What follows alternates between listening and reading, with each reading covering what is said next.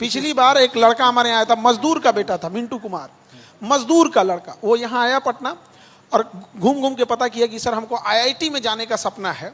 तो पता चला कोई 1.5 लाख फीस बोल रहा है, कोई 1 लाख फीस। वो यहाँ से चला गया मधुबनी के पास, उस मिथिला का चला गया। वहाँ किसी ने उसे बताया कि अरे खान सर के यहाँ चले जाओ, वो नीट जेई भी स्टार्ट किए हैं, चले जाओ वहाँ पे। वो यहाँ आया और हम लोग फर्स्ट टाइम स्टार्ट किए थे उसको।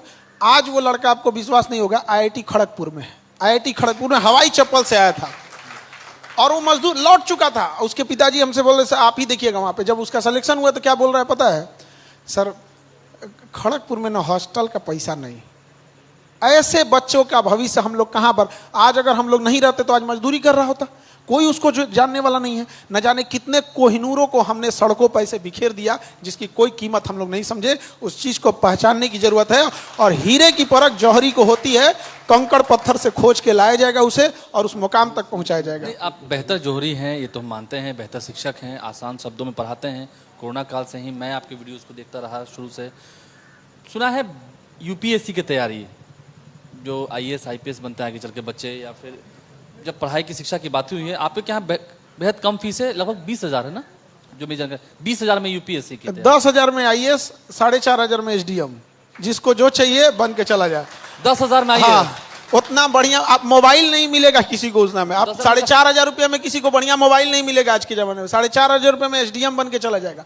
एक लड़की थी हमारे यहाँ, लेडी थी, शादीशुदा फैमिली वाली थी, 37 साल एज था, 37। पढ़ाई छोड़े हुए उन्हें 17 साल हो गए थे। अमूमन गांव वगैरह में 20-22 साल में लड़कियों की शादी करा दी। 37 साल एज हो गया, ज्योत्सना नाम था, अभी वो सुन रही होंगी यहाँ पे, बीपीएससी में।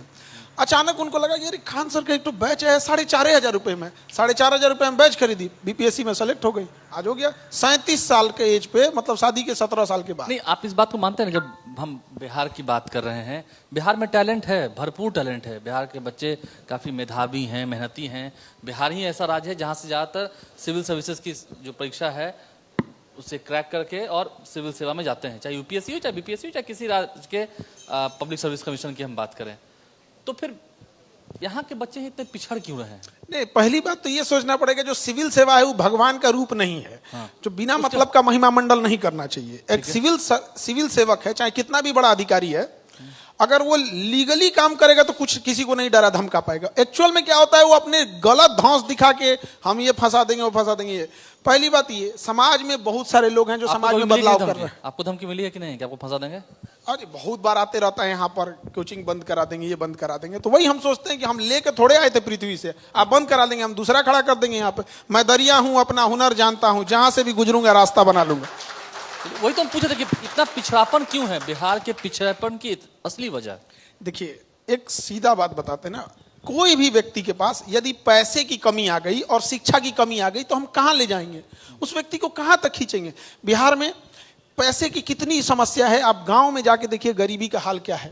गांव में पता चल जाएगा, वो त्योहार के दिन वो खुशी मनाने से ज्यादा टेंशन में रहते हैं कि हमारे पास चारों लड़कों को कौन सा नया कपड़ा खरीदवाएंगे। त्योहार के दिन उन लोग का टेंशन ये होता है गांव में आज भी कि कोई घर के दरवाजे के अंदर आने को ना कर दे, दुआरी पे बैठ के आप खा के चले जाइएगा यहाँ पे। तो ऐसे लोग से हम क्या कहेंगे? बेचारा पहले पेट तो भर ले अपना। वहां पे शिक्षा के लिए आप कोई भाई बढ़िया यूनिवर्सिटी बता दीजिए जो बिहार में है। कोई एक यूनिवर्सिटी जहां पे आज कोई कह सके नहीं कि मैं तमिलनाडु का हूं, आके पढ़ सकता हूं। इलाहाबाद यूनिवर्सिटी में इंडिया से बच्चे पढ़ने आते हैं, बीएचयू में पूरी दुनिया से पढ़ने आते हैं, अलीगढ़ मुस्लिम यूनिवर्सिटी पढ़ने आते हैं। क्या कोई महाराष्ट्र का बच्चा, कोई पुणे का बच्चा आपके दरभंगा यूनिवर्सिटी में पढ़ने आएगा, जेपी यूनिवर्सिटी में पढ़ने आएगा? पागल थोड़ी है जो चलाएगा। आ जाएगा तो हम लोग समझाएंगे, भाई ते बर्बाद हो जाएगा, यानी कि जितना जल्दी निकल जाए यहाँ से। यानी कि व्यवस्था ठीक नहीं है बिहार की। कोई ठीक नहीं। 3 साल का ग्रेजुएशन उसको 7 साल में कराएगा।